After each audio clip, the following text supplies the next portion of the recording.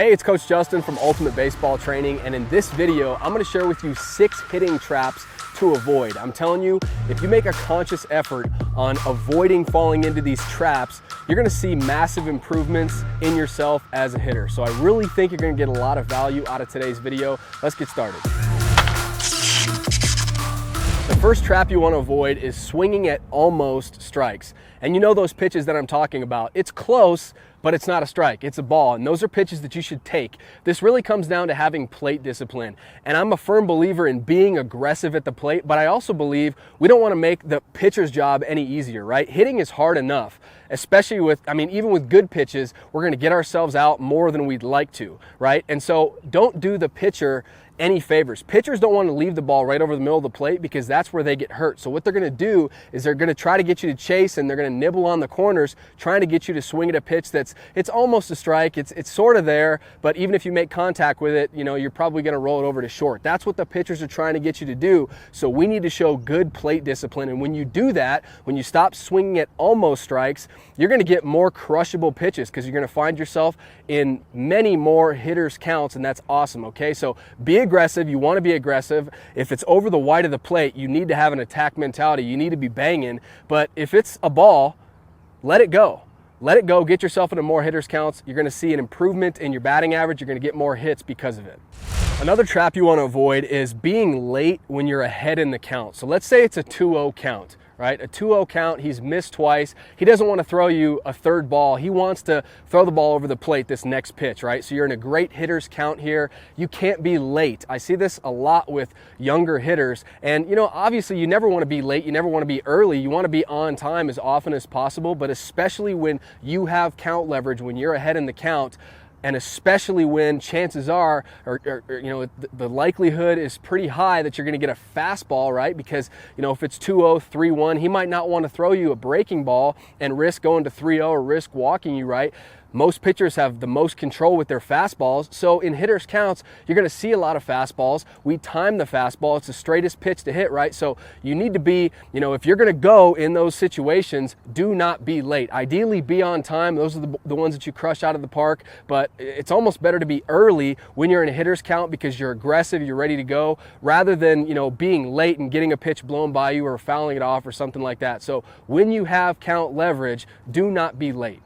Let's move on to another trap that a lot of hitters unfortunately find themselves in. That's taking defensive swings early in the count or when you're ahead in the count. Now, even with 2 strikes, I really don't think that you should change your swing too much and become super defensive, right? Yes, you've got to cover more area. You've got to expand the zone a little bit. Yes, you've got to be ready for everything, but that doesn't mean you need to hunker down and lose all your confidence and completely change your swing. Maybe make some adjustments, yes, but becoming a defensive hitter, no. With 2 strikes, you got to be almost more aggressive because you're expanding the zone. So I think in any count, right, we never want to take defensive swings, but if you find yourself when, take that 2-0 count or a 3-1 count, a hitter's count, and you find yourself almost, your body language goes from this confident hitter in the fresh at bat to all of a sudden 2-0 or 3-1 or whatever, or early in the count, your body language shrinks down. Avoid that. We don't want to take defensive swings. Always remember that your goal at the plate is, to have a productive at bat and hit the ball hard. We want to be banging up there. We want to be hammering the baseball.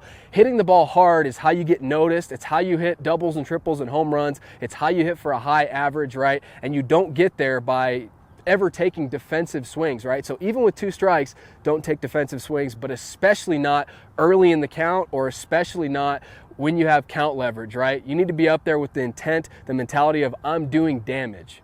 Another big one you want to avoid, don't swing at pitches that you're fooled on when you're ahead in the count or early in the count. And, ideally you never want to swing at a pitch that you're fooled on, right? But the reality is a lot of times we are going to find ourselves in 2-strike situations, and there are going to be times when you think a different pitch is coming, especially with 2 strikes, and maybe the pitcher he fools you for whatever reason. You're off balance, you're lunging out of your front foot, and with 2 strikes, if the pitch is going to be a strike, if it's going to be a curveball in the dirt, then you want to do your best to take it. But if it's going to be a strike and you're fooled and you're off balance and you're off time and everything, well, with 2 strikes, you still got to put the ball in play somewhere, right? That's giving yourself a chance instead of just striking out.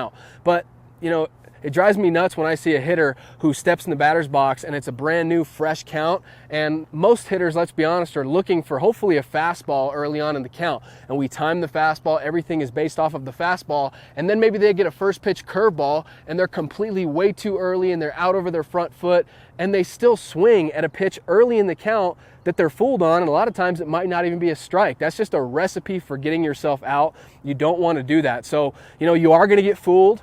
Hitting is tough, and with 2 strikes, you got to battle, you got to be a warrior, you got to fight pitches off and live to see another pitch, or put the ball in play and at least give yourself a chance. But when you're ahead in the count, or when you're early, or when it's early in the at bat, right?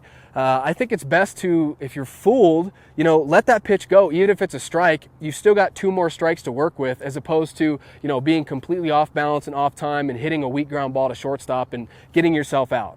Lack of making adjustments is another big trap that a lot of hitters fall into. And you've probably heard the proverb, fool me once, shame on you, fool me twice, shame on me, right? And I think that every hitter should keep that proverb ingrained in their head, because hitting is very tough. Your first at bat, you might go up there, you might put together a good at bat, and then maybe, with 2 strikes, he throws you that filthy curveball and you don't really recognize that you're fooled, and you swing and miss on a curveball in the dirt, right? So you failed. But the best hitters, the difference between the best hitters and the not so great hitters is, the not so great hitters might walk back to the dugout and think, man, I can't believe I swung at that. And that's it. That's the depth that they go on analyzing their at-bat, and they don't really make any adjustments. So guess what happens? Their next at-bat, they might come up, right? Fool me once, shame on you. Fool me twice, shame on me. Their next at-bat, they might come up and find themselves in a 2-strike situation. And that pitcher, he had success throwing that curveball in the dirt last time, so guess what's probably coming this time? And he throws the same pitch, same location, and you do the exact same thing.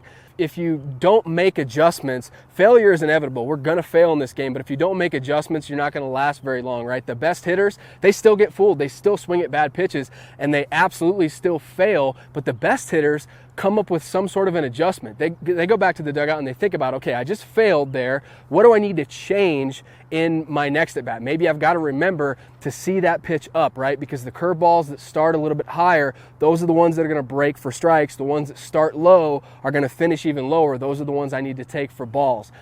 Maybe you make an adjustment with your positioning in the box or whatever the case may be, but make adjustments, fail forward. Don't just keep making the same mistakes over and over and over again.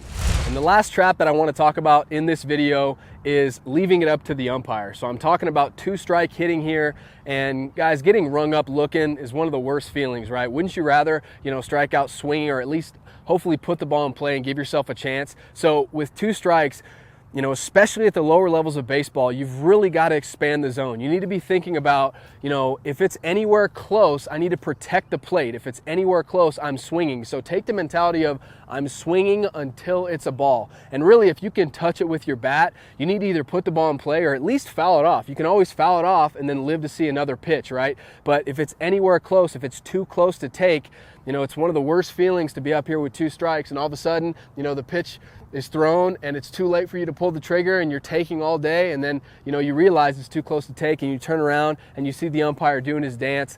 The umpires love to do that, especially at the lower levels of baseball, and anywhere close, they're going to start expanding the zone. So it's really just about putting your future and putting your career into your own hands, and don't let the umpire decide your fate. Don't leave it up to him. At bare minimum, if it's too close to take, then don't take it, foul it off, live to see another day, or put the ball in play somewhere and make something happen.